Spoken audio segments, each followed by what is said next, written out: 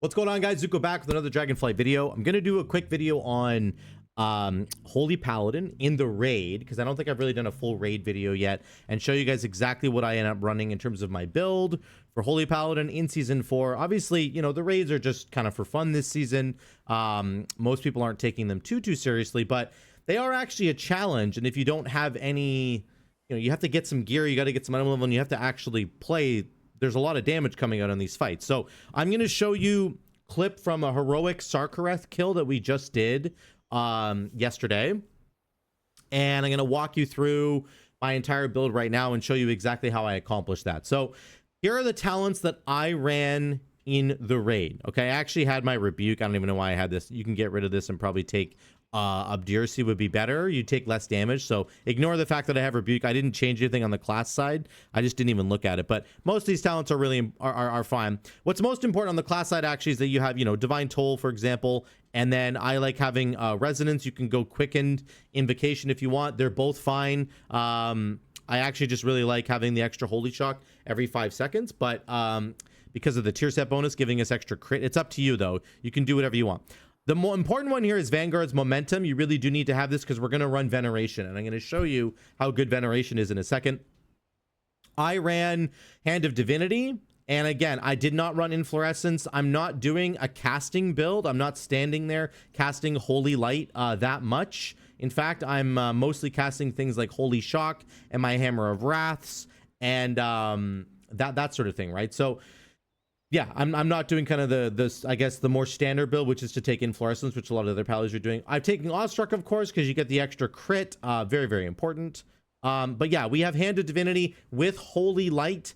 That makes them really strong as a cooldown. And then of course they're splashing with Resplendent Light, and then all of that is going into your beacons. We're running Beacon of Virtue, which is pretty typical in a raid, right? You want to make sure that you're splashing as much of your healing onto your allies as you can. I have Aura of Mercy instead of Blessing of Summer, just because I wasn't sure actually how much healing we were going to need on this fight, so I indexed into some extra healing that way, because some of our other healers are a little bit under geared. So you wouldn't always take this choice. I think it's pretty strong in raid, but you don't always want to choose this. Summer is also quite good. Then of course we have Veneration, and I have the extended tiers. This is obviously essential. I think I'm running this in Mythic Plus now too, but this is pretty essential in raid to get up to 60 seconds on your tiers deliverance. Very important to have that. Okay, that's the build in a nutshell. Okay, that's kind of what it looks like. Here's the numbers. I want to look at Veneration really quickly before we dive into the actual footage. Veneration on the Sarkareth fight itself was 6.2% of my healing. It's good. It's good, guys.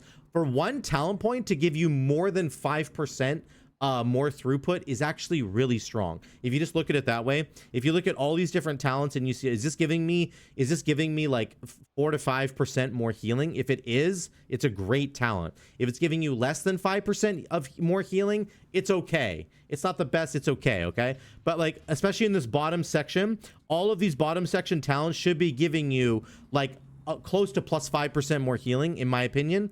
And this one's doing even better than that. You can see Merciful Auras is giving us just 5%. So I think that's definitely worth having. Veneration's even better than that, 6.2%. Look at Echo of Neltharion. Echo of Neltharion, it did 8.8% of my healing. That's way more. Magmarax, it ended up doing just 5.1% on Magmarax, so a little bit lower there. Vigilant Steward, it ended up doing 10.2% of my healing. So there's a lot of variation. That's probably just based on me and how I'm playing the fight. I would say on average your Veneration is going to give you between 5 and 10%. It's always going to give you that much more healing, which means it's a fantastic talent to take in raid. It's very good. This does not even account for the fact that when I throw my Hammer of Wrath and it heals 5 people, all that healing goes into my beacon if I have my beacons up, right? Which I will almost always have. So there's some hidden sort of value here that's going on beyond the fact that it just heals people for a lot. It actually just heals people for a lot, okay? We can go back even one more boss fight. We'll go back to Forgotten Experiments. How much did it did? 11.3% on Forgotten Experiments. So you can see it's good, guys. This is a really good talent. I would highly encourage you to run Veneration even in the raid. I think it's going to be very good for you. Let me jump into the Twitch VOD here. and I will show you exactly what happened on this fight. I'm just going to show you the opener, and then I'll go through the fight, but the opener is really important. If you know Sarkarath, you know at the very, very beginning of the fight, he starts channeling this ability called Glittering Surge. This does an enormous amount of damage. So you can see my buttons here. I have already cast Tears Deliverance, and then I threw a Hammer of Wrath, which was a mistake, because nobody needs any healing yet. I should have held on to that. Anyway, I channel Tears Deliverance to have it rolling right away, and then get as many Holy Shocks out as I can, because Glittering Surge is going to do a lot of damage. Here comes the damage here. So I have my Beacon of Virtue is out on everybody. Tears Deliverance is out, and then you can see, track my GCDs. I cast Hand of Divinity here, so I'm casting my Holy Lights on people. I'm Holy Shocking. There goes my Hammer of Wrath. There's Divine Toll. That's a Word of Glory into my Holy Prism, into Word of Glory, and Hammer of Wrath. And I've ended the Glittering Surge phase. I've ended at 480k healing per second. That's a lot. That's a lot. That's kind of what you need to do for this kind of phase. It's going to drop down later, but that's what you can do with an opening burst like that. Tears Deliverance plus Beacon plus some Hammer of Wraths and a Word of Glory. I didn't press Light of Dawn once, guys. I didn't press it once, okay? And that's not necessarily...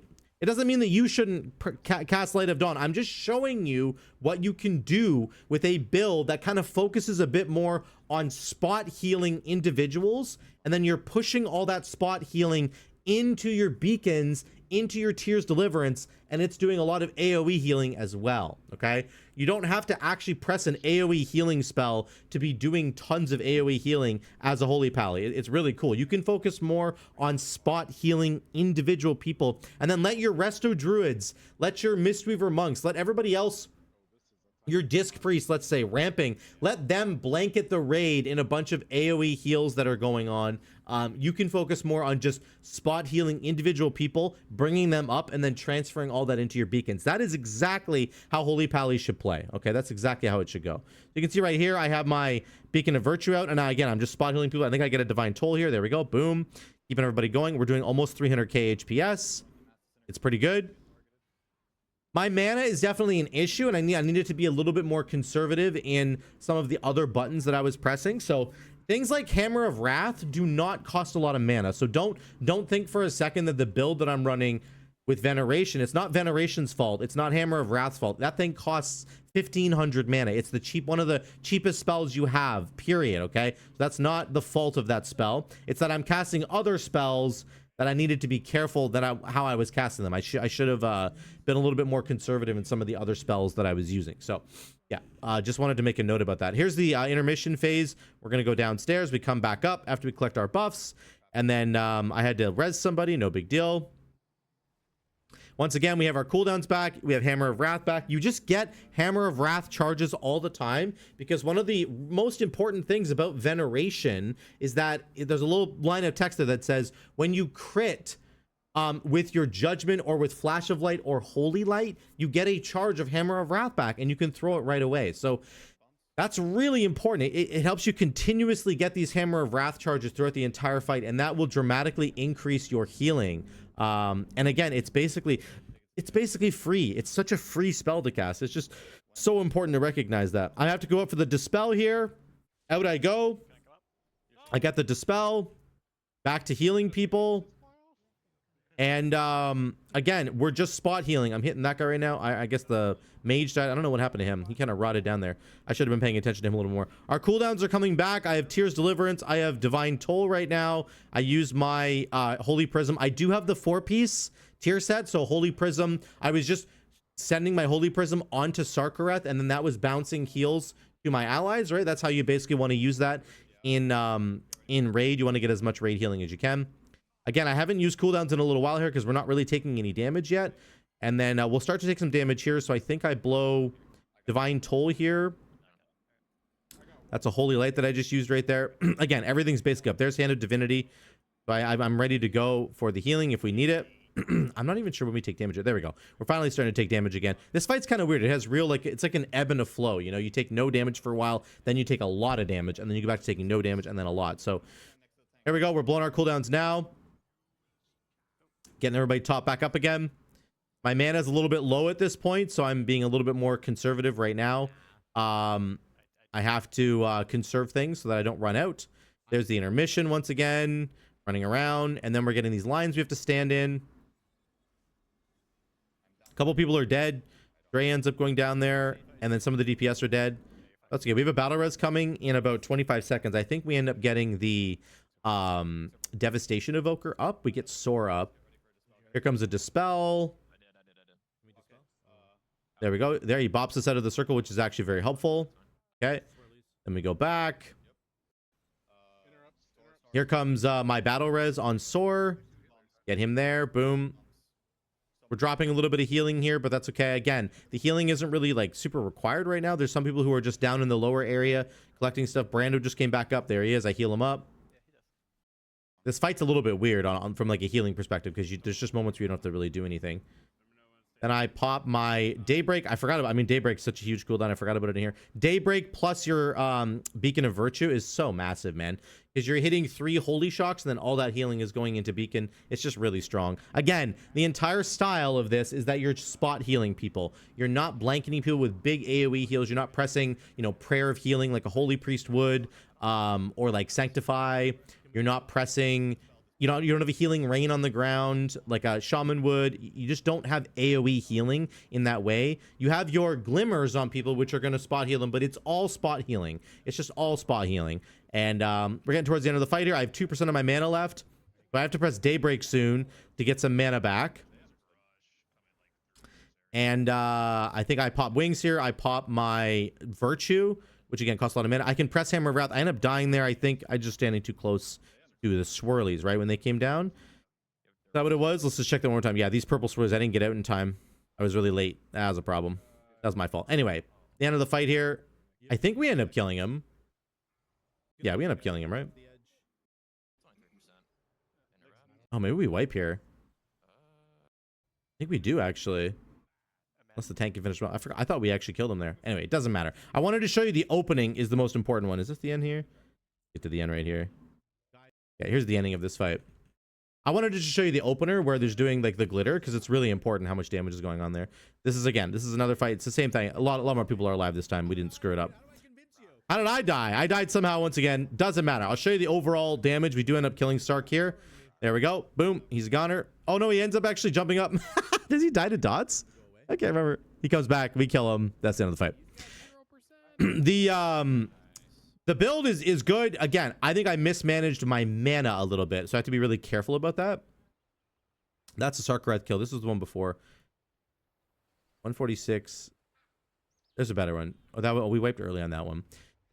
The healing, again, is always going to be good from Veneration. It's not going to be a problem. There's other parts of the build that I need to play a little bit better, of course, as I've been looking at this. But realistically, guys, I'm telling you, Veneration is still good to take in the raid. If you're wondering about that, you should take it. It's really good.